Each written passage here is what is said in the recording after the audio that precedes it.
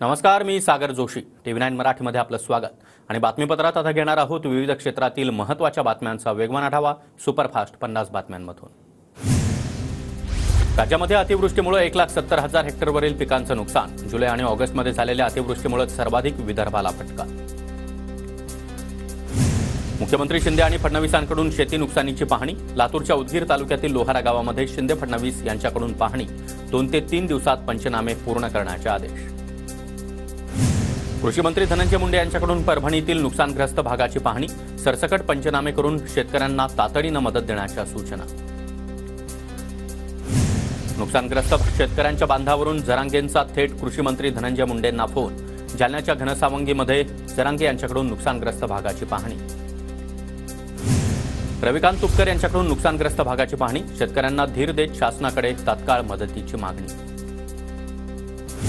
बुलढाणा जिल्ह्यातील मोताळा तालुक्यामध्ये पिकांचं मोठं नुकसान. तातडीनं पंचनामे करून नुकसान भरपाई द्या, शेतकऱ्यांची मागणी. बुलढाणा जिल्ह्यामध्ये काही भागात ढगफुटी सदृश पाऊस. पारखेड गावातील पेरलेली शेती वाहून गेली, शेतकऱ्यांचं मोठं नुकसान.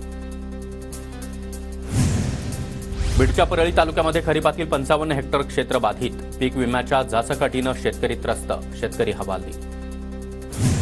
बीडमधील मुसळधार पावसाचा खरीप पिकांना फटका. जिल्ह्यातील तब्बल 61 महसूल मंडळामध्ये अतिवृष्टीची नोंद. कापसाच्या शेतात अजूनही पावसाचं पाणी साचलेलंच. पावसामुळे हातातोंडाशी आलेलं मक्याचं पीक देखील उद्ध्वस्त. शेतकऱ्यांना हंबरडा फोडला. छत्रपती संभाजीनगरच्या वैजापूर तालुक्यातील मांडकी गावात पावसाचा हाहाकार. हिंगोली जिल्ह्यातील मुसळधार पावसामुळे पपईचंही मोठं नुकसान. पपई बागेत पुराचं पाणी साचलेलं. शेतकऱ्यांचं लाखो रुपयांचं नुकसान. धाराशिव जिल्ह्यामध्ये सततच्या पावसानं 6,000 हेक्टरवरील पिकांचं नुकसान. 285 गावामध्ये सोयाबीन, उडीद, मूग आणि मक्यासह कांद्याचं देखील नुकसान. नाफेड NCCFचा कांदा खुल्या बाजारामध्ये येताच लासलगाव बाजार समितीमध्ये कांद्याच्या दरात घसरण. 700 रुपयांची घसरण. शेतकऱ्यांमध्ये नाराजी. परभणीमध्ये जोरदार पावसामुळे नदी नाले तुडुंब. अतिवृष्टीमुळे गंगाखेड इथं गोदावरी नदीला पूर. जायकवाडी धरणामधून पाण्याचा विसर्ग झाल्यास पूरस्थितीची निर्माण होण्याची शक्यता. संभाजीनगरमधील धाडी नदीच्या पुरामध्ये बाईकसह चालक वाहून गेला. बाईक वाचवण्याच्या प्रयत्नामध्ये चालक देखील पुराच्या पाण्यात वाहून गेला. संभाजीनगर जिल्ह्याच्या खुलताबाद तालुक्यातील. नांदेड जिल्ह्यातील आसना नदीचा पूर ओसरण्यास आता सुरुवात. पावसामुळे जिल्ह्यातील 3,50,000 हेक्टरवरील पिकांचं नुकसान. बळीराजा चिंतेत. धुळे शहराला पाणीपुरवठा करणारा नकाने तलाव 100% भरला. धुळे शहराची पाण्याची चिंता आता मिटली. अक्कलपाडा धरणामधून नकाने तलावामध्ये पाण्याचा विसर्ग सुरू. वाशिम जिल्ह्यातील पैनगंगा नदीला मोठा पूर येण्याची शक्यता. रिसोड आणि वाशिम तालुक्यातील नदीकाठच्या नागरिकांना सतर्कतेचा इशारा.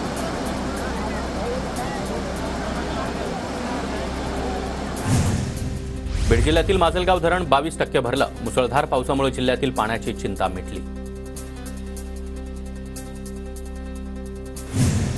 जळगावमधील वाघूर धरणाचे 10 दरवाजे अर्ध्या मीटरनं उघडले. वाघूर धरणामधून 16,393 क्युसेक पाण्याचा वाघूर नदीपात्रामध्ये विसर्ग सुरू.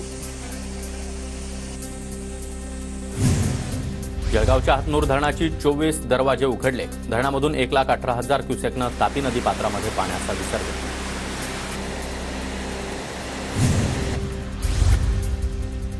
वाशिममधील पेन टाकळी धरण 82% अधिक भरलं. नदीकाठच्या नागरिकांना सतर्कतेचा इशारा. भुसावळ बडनेरा रेल्वे मार्गावरील बोदवड स्टेशनच्या पादचारी पुलाच्या कामासाठी 5 आणि 6 सप्टेंबरला 4 रेल्वे गाड्या रद्द. बडनेरा नाशिक, नाशिक बडनेरा विशेष. त्याचबरोबर भुसावळ वर्धा एक्सप्रेस आणि वर्धा भुसावळ एक्सप्रेस रद्द. एसटी कर्मचाऱ्यांच्या संपाचा आजचा दुसरा दिवस. ऐन गणेशोत्सवाच्या तोंडावर एसटी कर्मचाऱ्यांच्या संपानं राज्यातील जनतेचे मोठे हाल. एसटी कर्मचाऱ्यांचा संप बेकायदेशीर. संपामध्ये सहभागी न होता तातडीनं कामावर रुजू व्हा, कोर्टाचे आदेश. तर संप मिटवण्यासाठी सरकारनं योग्य पावलं उचलण्याच्या देखील सूचना.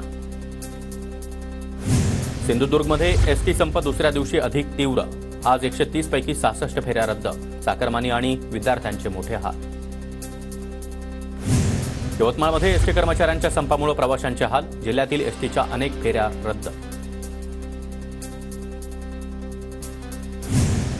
वाशिम जिल्ह्यातील एसटी आगारातील सर्व बसेस बंद. आगारातील सर्व 891 बस फेऱ्या दुसऱ्या दिवशी देखील बंद. प्रवाशांची मोठी तारांबळ. भंडाऱ्यामध्ये एसटी वाहतूक हळूहळू पूर्वपदावर. सकाळपासूनच बसेस सुरू. कोर्टानं संप बेकायदेशीर ठरवल्यानंतर वाहतूक पूर्वपदावर येण्यास आता सुरुवात. नाशिकच्या जेल रोडवरील खड्ड्यांविरोधात शिवसेना ठाकरे गटाचं आंदोलन. जेल रोडवरील खड्ड्यांविरोधात ठाकरे गट आक्रमक. खड्डे तातडीनं बुजवण्याची ठाकरे गटाची मागणी. पालघर जिल्हाधिकारी कार्यालयासमोर काँग्रेसचं लाक्षणिक उपोषण. युरिया खताचा काळाबाजार. आदिवासी शाळेतील विद्यार्थ्यांना झालेल्या विषबाधा प्रकरणावर कारवाई न केल्याचा आरोप. नागपुरात गोंडगोवारी समाजाचं एक दिवसीय ठिय्या आंदोलन. गोंडगोवारी समाजाला आदिवासींचं जात प्रमाणपत्र देण्याची मागणी. नाशिकच्या महापालिकेवर महिलांचा पाण्यासाठी ठिय्या. अंबड परिसरातील नागरिकांचे पाण्यासाठी मोठे हाल. नगरविकास विभागातील संवर्ग अधिकाऱ्यांच्या आजपासून बेमुदत आंदोलन. राज्यभरातील कर्मचारी संपात सहभागी. छत्रपती शिवाजी महाराज पुतळा अवमान प्रकरणी चंद्रपुरात भव्य निषेध मोर्चा. खासदार प्रतिभा धानोरकर, आमदार सुभाष धोटे, सुधाकर अडबाले यांच्यासह शेकडो नागरिक मोर्चात सहभागी. नंदुरबारच्या शहादामध्ये महाविकास आघाडीच्या सरकार विरोधात डोळे मारो आंदोलन. मालवणमधील शिवरायांचा पुतळा अवमान प्रकरणात भ्रष्टाचार केल्याचा आरोप. बुलढाण्यामध्ये पालिका अधिकारी कर्मचाऱ्यांचा आजपासून बेमुदत संप. घंटानाद आंदोलन करत सरकार विरोधात रोष व्यक्त. कर्मचाऱ्यांकडून सेवार्थ आयडी देण्याची मागणी. कोकणातल्या पहिल्या मानाच्या गणपतीचं आगमन. देवरुखमधील पंचेश जोशींच्या चौसिकी वाड्यामध्ये अश्वारूढ गणरायाचं आगमन.